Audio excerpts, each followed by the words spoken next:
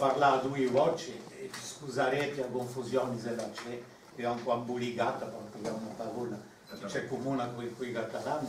Nous allons parler à deux voix, donc vous excuserez éventuellement une certaine confusion, voire du mélange si ça se trouvait. On a raison de 3 heures hebdomadaires avec plusieurs statuts, options LV2, LV3, donc comme pour toutes les langues régionales. Et cet enseignement va dans 2 directions essentielles, généralisation de l'enseignement de la langue comme objet, et offre d'enseignement bilingue, où le corse donc sert à l'enseignement de disciplines non linguistiques. Et ce bilinguisme donc, est défini dans les conventions État-collectivité, là c'est intéressant pour ce qui va suivre, non pas comme un but en soi, mais comme un pas vers le plurilinguisme. Le sous-titre global de la dernière convention, c'était offrir à tous les élèves un bilinguisme ouvrant la voie au plurilinguisme. Donc plus de 99% des élèves du primaire reçoivent un enseignement de langue corse, 34% sont dans l'enseignement bilingue. Dans le second degré, 45% au niveau confondu ont un enseignement de la langue et 15% en collège sont dans l'enseignement bilingue. Alors, si on passe un peu au dispositif, je vais parler brièvement de celui de l'enseignement du français aux élèves nouvellement arrivés, mais il n'est pas très différent de ce qui peut se passer ailleurs, et ensuite de celui du corse.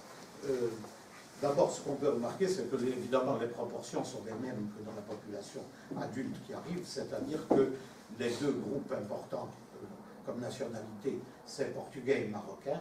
Si on élargit un peu ces groupes, on a quasiment 50% d'élèves nouvellement arrivés de langue romane.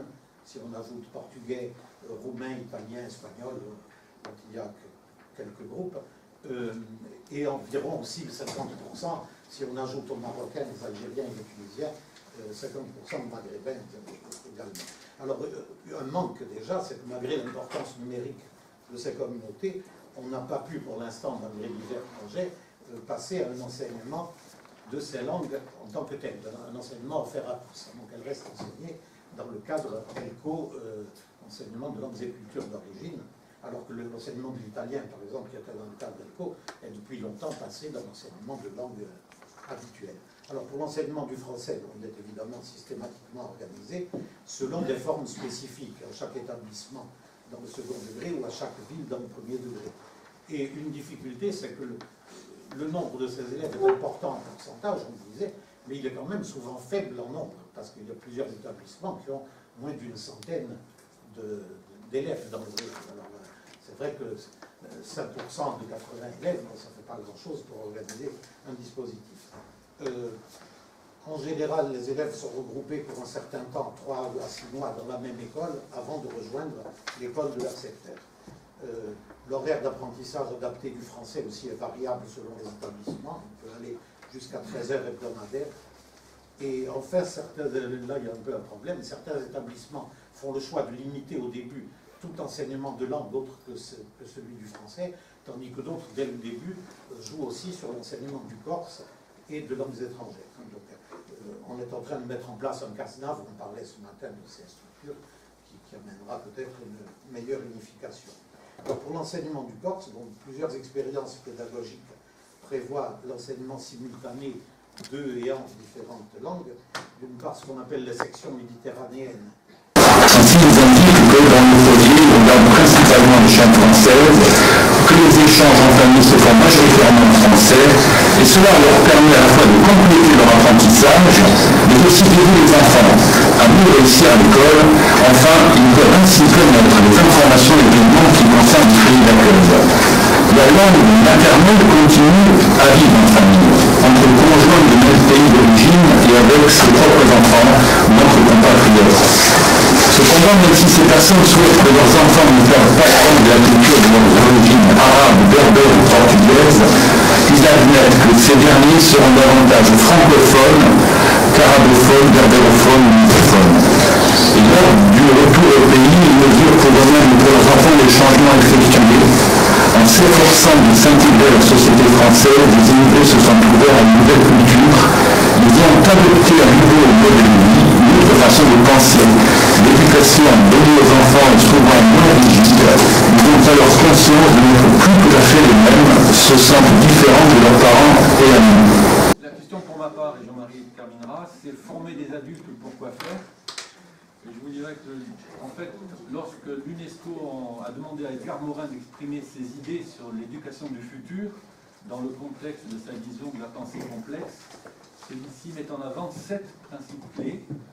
Et pour notre part, nous allons retenir ce point qui est soulevé par Edgar Morin, qui est enseigner la compréhension, où l'auteur indique que la compréhension mutuelle entre humains, aussi bien proches qu'étrangers, est désormais vitale pour que les relations humaines sortent de leur état barbare d'incompréhension. Ils reçoivent un accueil qui leur permet, notamment les moyens d'apprendre la langue, où on risque de voir apparaître 3 ou 4 communautés distinctes, menant chacune sa vie, et avec des risques d'affrontement à long terme.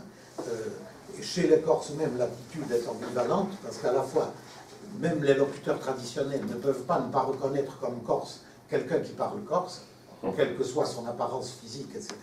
En même temps, parfois, ça gêne un peu, parce que pour beaucoup, cette corsophonie, qui n'a rien à voir avec un héritage, est difficile à admettre. Bon, je ne voudrais pas abuser des anecdotes, mais là, j'en ai une qui est significative. Il y a quelques années, on m'a demandé un prof de LP pour passer à la télévision, un prof de Corse de LP. Celle que j'ai trouvée, qui m'est venue spontanément, c'était une continentale, entrée en Corse avec son mari corse retraité, qui s'était inscrite à l'université, qui a appris le corse, qui a passé le CAPES, donc c'était une prof de Corse. Donc une nouvelle locutrice devenue elle-même professeure de la langue. Et à elle-même, donc ensuite, la télévision lui demande un très bon élève de LP. Et elle trouve un élève d'origine sénégalaise, qui était très bon, il parlait parfaitement corse. Et quand elle demande à l'élève lui dit « Oh madame, on l'a dit, un nero et una pinzuta. Madame, on va dire un noir et une continentale. » Donc ça veut dire que lui-même n'était pas sûr de sa légitimité, même s'il parlait parfaitement la langue, à la représenter.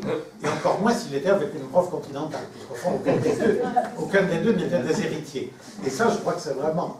Avec finalement, il a accepté d'y aller. Bon, ils ont discuté, il y est allé. Mais je crois que c'est avec ça qu'il s'agit de finir, maintenant, bien sûr. Ou un jeune maghrébin, une fois, parlant corse à la caisse d'un supermarché, il disait qu'il a entendu derrière lui des gens qui disaient en Corse, maintenant ils nous prennent même la langue. Ça, c'est évidemment insupportable.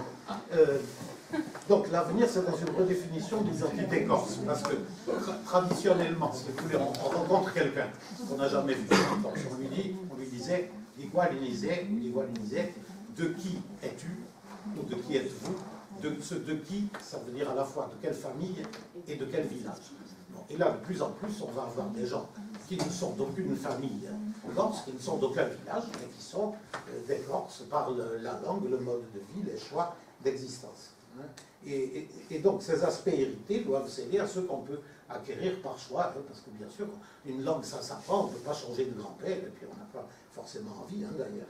Et donc c'est ça, je crois qu'on est vraiment là sur ce problème, avec une question qui est cruciale pour le pari d'une identité ouverte, et qui peut permettre le développement d'une communauté vivante, et non d'une communauté refermée, vaguement raciste. On parlait encore de...